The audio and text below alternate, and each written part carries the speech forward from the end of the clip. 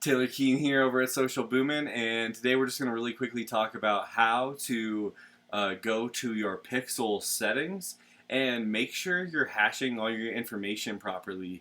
Because I know a lot of people even will set up their pixels or set up pixels and then set up their conversions gateway API and have like mad event duplication, and then they start looking at their stuff and nothing is being hashed and you're not receiving like barely any of your customer data. So what we're going to do is just go to business.facebook.com. Then you're going to go over to all tools. Make sure you have the correct business manager selected if you have multiple of them. Now all you do is go to events manager down here. And again, there's multiple ways in Facebook. Like if you go to more business settings and then go to your pixel, and then you can click open in events manager. So if Facebook has been annoying you, there is like a million ways to go check it all out. So let's just real quickly just do this. Show you. So now that I've got the correct business manager selected, the pixel should pop up right here for that business. In here you'll be able to see all the pixel data coming through.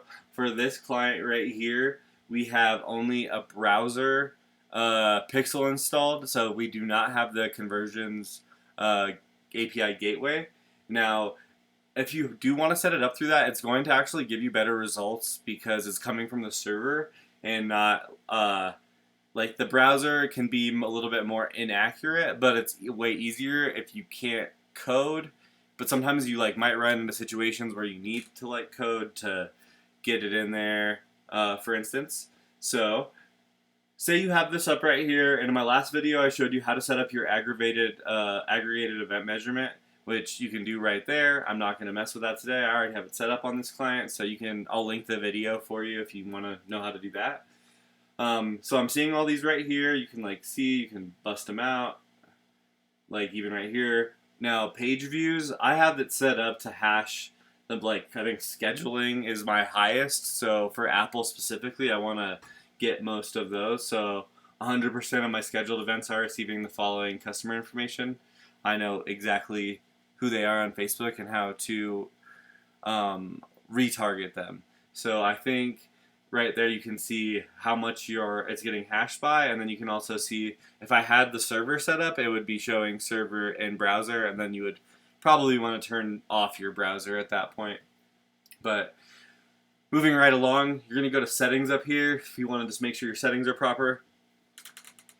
Okay, make sure first party cookies are on, and make sure if whatever website platform you're using, you are allowing the most information to be transferred as far as from the customer coming to your website back to Facebook. So make sure first-party cookies are on right here. Now, turn on automatic advanced matching. Specifically, if you are going to only use the browser. If you're not using the conversions gateway API, make sure advanced matching is turned on. And that's what I mean by on your website platform. Like Shopify, for instance, you can choose like what information is sent in advanced matching, and you need to make sure, from name, email, birth, everything can be that you can share it all. Right here, you can drop it down. Now, a lot of times, the defaults are not set to all of these. So if you go to yours right here and it's not turned on, and then you drop it down and none of these are on, your pixel is not doing anything because it can't tell what the information is when they go to it. So make sure all of these, email down to external ID, are all turned on. Now, track events automatically without code. I suggest this if you don't understand conversions gateway API. There is one exception, and it's using this easy setup for it. But if you don't have an option to choose one of these partners, which I'm going to show you here in 2 seconds, then don't worry about it.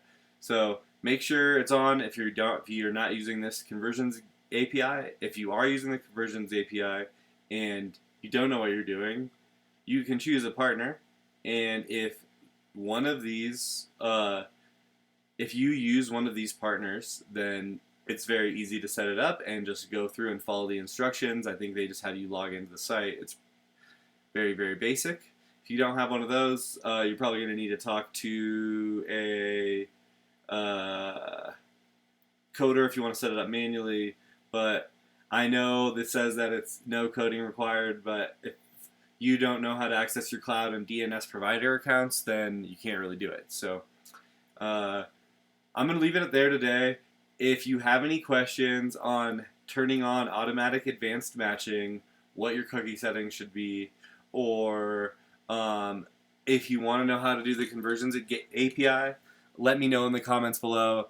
I know I rambled on a little bit on this video, but I think overall this is beneficial because I don't even know if most people go into their settings over here. And if you had Shopify, for instance, you would leave the first-party cookies on. If you were doing e-commerce with the server, you would turn off the automatic advanced. Actually, you would leave on automatic advanced matching, but you would track events automatically without code. So you would turn that off and then link your Spotify or Shopify through the partner right here, and that would eliminate your event deduplication so it doesn't track things twice. Now, yep, I hope you enjoyed another episode of Facebook tutorials from Taylor Keenan Social Boom in the books. I'll catch you next time.